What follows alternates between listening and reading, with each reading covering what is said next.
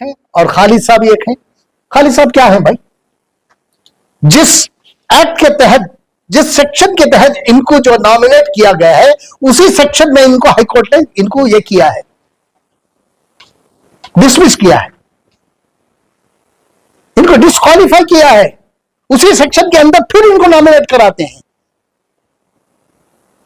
औकाफ का सेक्शन खुली तरह से कहता है कि ऐसे आदमी को नॉमिनेट नहीं किया जा सकता, लेकिन किसके कहने पे सरकार नॉमिनेट कर रही है इनको? और कोई मुसलमान नहीं है जो डिस्क्वालीफाई हुआ है, उस डिस्क्वालीफाई पर्सन को क्यों नॉमिनेट करेगी दोबारा? यह बदनामी सरकार की होगी। अगर कोई कोर्ट में जाके सवाल करेगा तो सरकार की बड़ी बदनामी होगी। एक और मौलाना को, जिसे मैंने एक नाम भी दिया है उनको, है? मौलाना जो है ना, उनकी अभी दास्तान आने जा रही है। अभी मैं हमारे मुस्लिम पर्सनल बोर्ड के चेयरमैन को मैंने चिट्ठी लिखी है, आज शायद चली जाएगी चिट्ठी।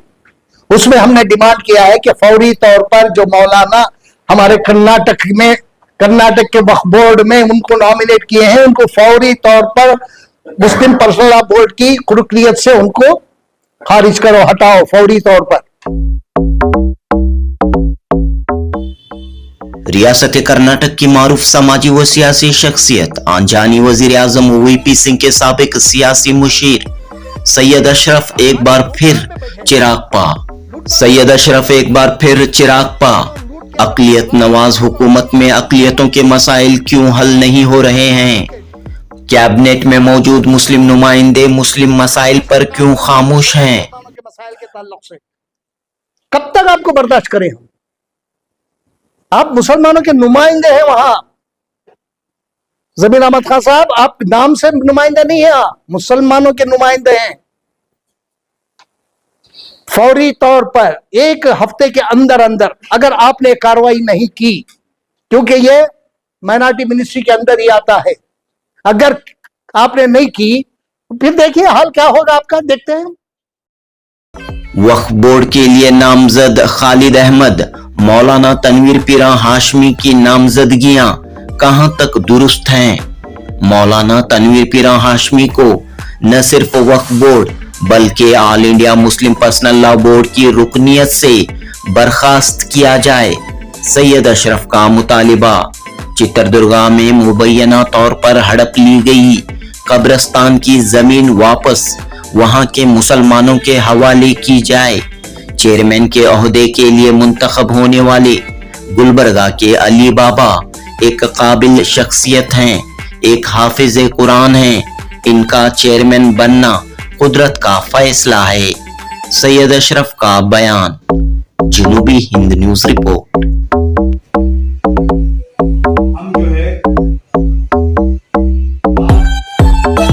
अस्सलाम वालेकुम वरहमतुल्लाहि वबरकातुहू। आज आप लोगों से मिलकर बड़ी खुशी हो रही है कि रमजान मुबारक में आप सब रोजदार हैं, रोजे से हैं, फिर भी हमारी दावत पर आप शरीक रहे, इसके लिए मैं आप सबका शुक्रगुजार हूं। आपको, अब आपके अहले खानदान को मेरी तरफ से ईद की मुबारकबादी पेश करता हूं। साथ ही साथ आलम के मुसलमानों को भी ईद की मुबारकबादी पेश करता हूं। खास करके हिंदुस्तानी मुसलमान और कर्नाटक के मुसलमानों को भी मेरी तरफ से ईद मुबारक।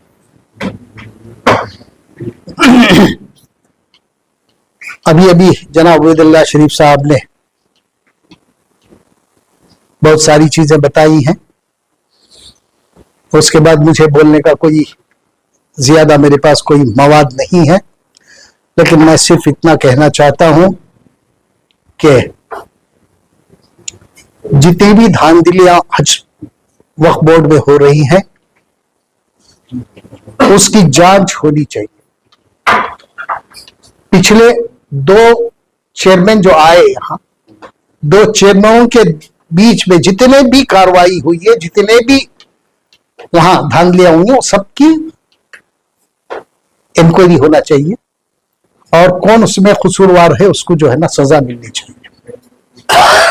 जहां तक मुझे मालूम है कि कुछ करप्ट ऑफिसर्स भी जो है ना इनके साथ, पॉलिटिशियंस के साथ मिल गए हैं और उन ऑफिसर्स की वजह ही जो है ना हमारे वक्फ बोर्ड का नुकसान हो रहा है। ये वक्फ बोर्ड का नहीं बल्कि मुसलमानों का नुकसान है। इनको वहां देखभाल के लिए रखा है, ना कि इनको लुटाने के लिए रखा है। ये आज लूट मार मचाए रखे हैं वहां। अनवर बादशाह साहब के ताल्लुक से आप पूछ रहे थे एक सवाल। अनवर बादशाह साहब की हैसियत ही क्या है? एक आदमी के लिए सारी सरकार खड़ी है, किस लिए? एक ही आदमी था जिसके लिए मिनिस्टर भी यह कह रहा है कि उन्हीं को होना है। क्यों होना है? इसके पीछे राज क्या है? जरा मिनिस्टर साहब खुले अल्फाज में बताएं कि राज क्या है। और सारे मेंबर्स को लेके आप कहां चले गए उस दिन रात को, जब सीएम साहब ने आपको एक मशवरा दिया कि ऐसा नहीं ऐसा करेंगे, उसके बावजूद भी आपने प्रोटेस्ट किया और धमकी दी कि मैं रिजाइन भी कर दूंगा। तो रिजाइन कर दो, वक्फ बोर्ड का और मुसलमानों का भला तो हो जाएगा। रिजाइन करो। फिर ये धमकियां अपने पास रखो, काम करो।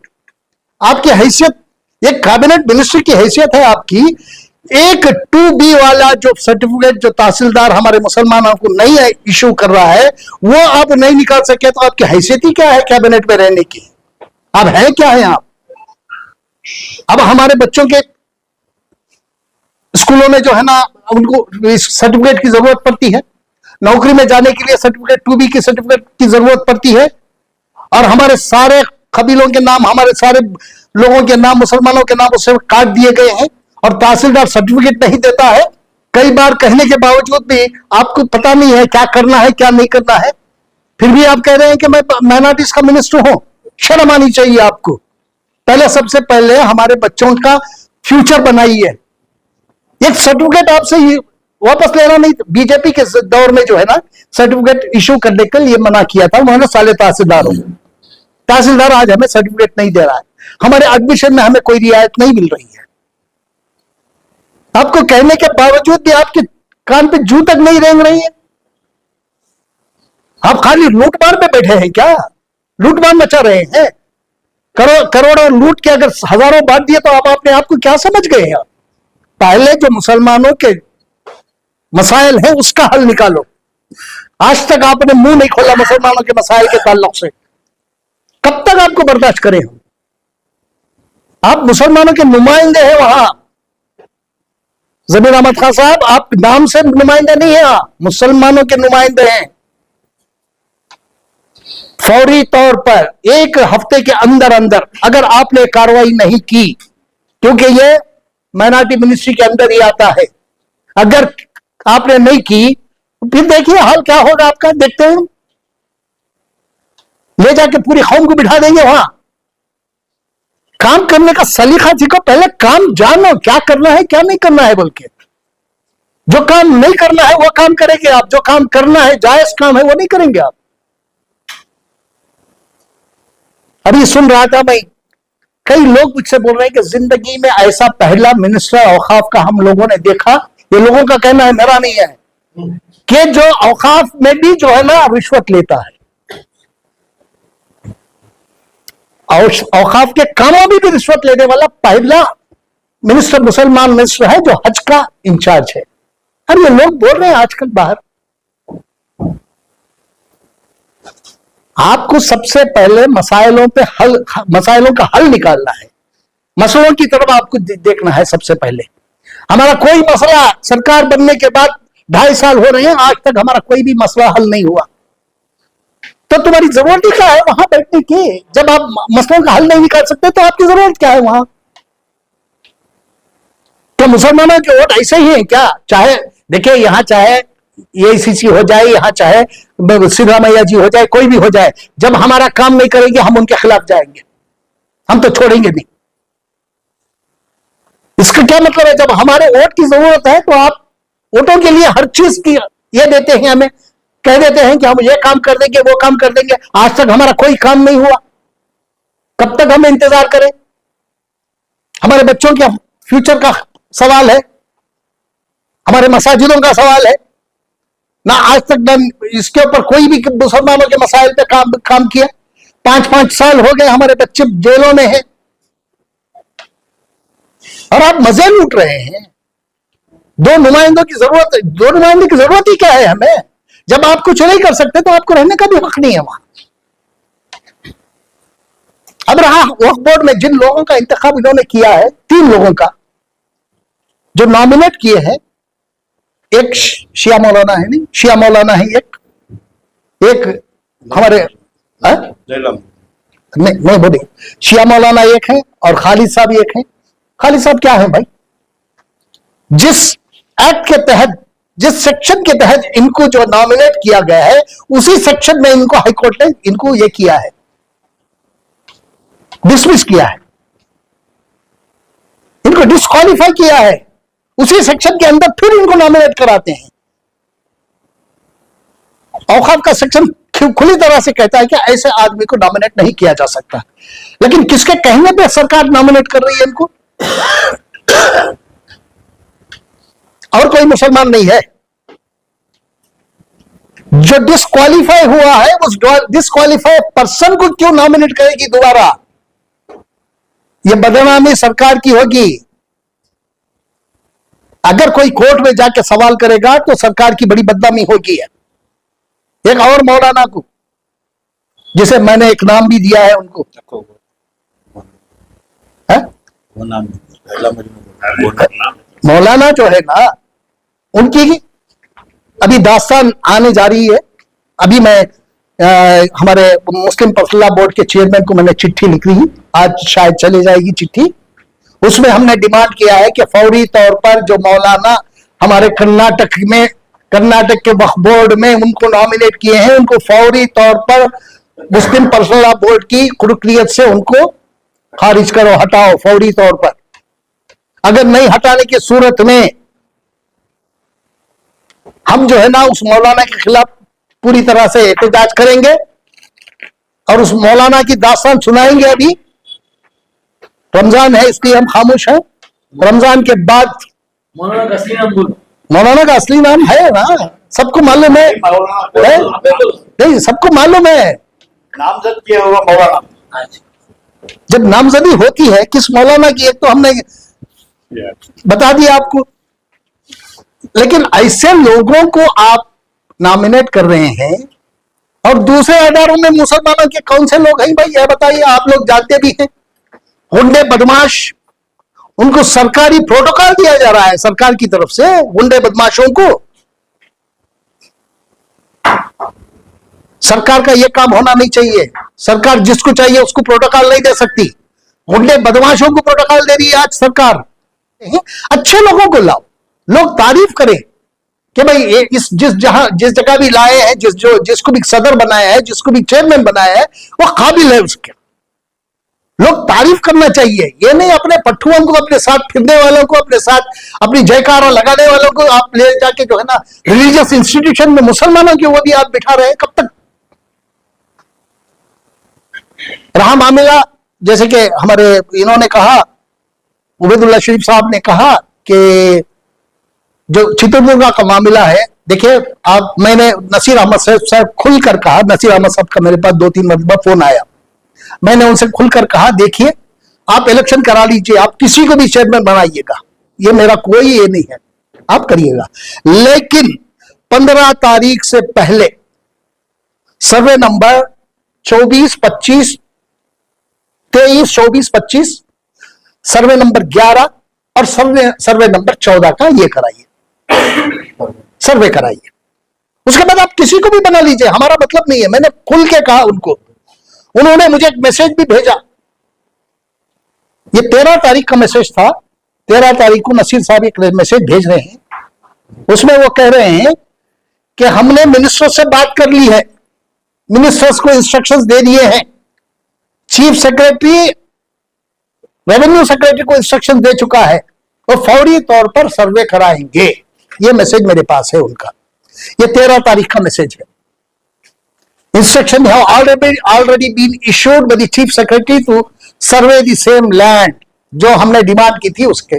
लेकिन आज तक सर्वे नहीं हुआ। नसीर अहमद साहब, आप क्या बताना चाहते हैं? जब आपने मिनिस्टर ने इंस्ट्रक्शंस दे दिए तो मिनिस्टर के इंस्ट्रक्शन कैरी क्यों नहीं हुए अब तक? तो इसका यह मतलब हुआ कि आप बहुत कमजोर हैं। ऑफिसर जब आपके इंस्ट्रक्शंस नहीं ले रहे हैं तो इसका यह मतलब हुआ कि ऑफिसर साहब से ज्यादा ताकतवर हुई। आपको काम लेना नहीं आता, सरकार चला रहे हैं, आपको काम लेना नहीं आता। किसी भी ऑफिसर की इतनी हिम्मत कि मिनिस्टर के इंस्ट्रक्शन को ये करे, इग्नोर करे। ये 13 तारीख का है, आज कितने तारीख हो गए भाई? 25। क्यों नहीं हुआ? 15 तारीख से पहले की बात हुई थी, 25 तारीख हो गए, खामोश क्यों है आप?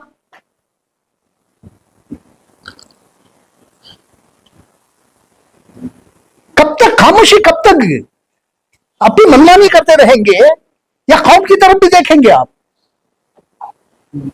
हम खुद गए, मैं और उबैदुल्लाह शरीफ साहब, चित्तलदुर्ग जाके हमने देखा, वहां जो है ना आधा एकड़ भी हमारी जमीन नहीं है, 6 एकड़ जमीन हुई है। हम तो मांग क्या कर रहे हैं? हमारी जमीन कहां है? आइडेंटिफाई करके तो आइडेंटिफाई कर देने में आपको क्या मुश्किल आ रही है?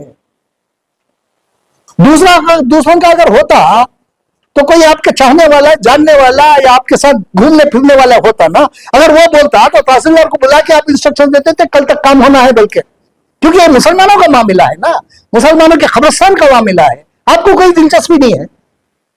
अगर आप में दिलचस्पी होती तो फौरी तौर पर आप कार्रवाई करते, आप में सीरियसनेस होता। तो मुझे लगता है नसीर अहमद साहब भी सीरियस नहीं है।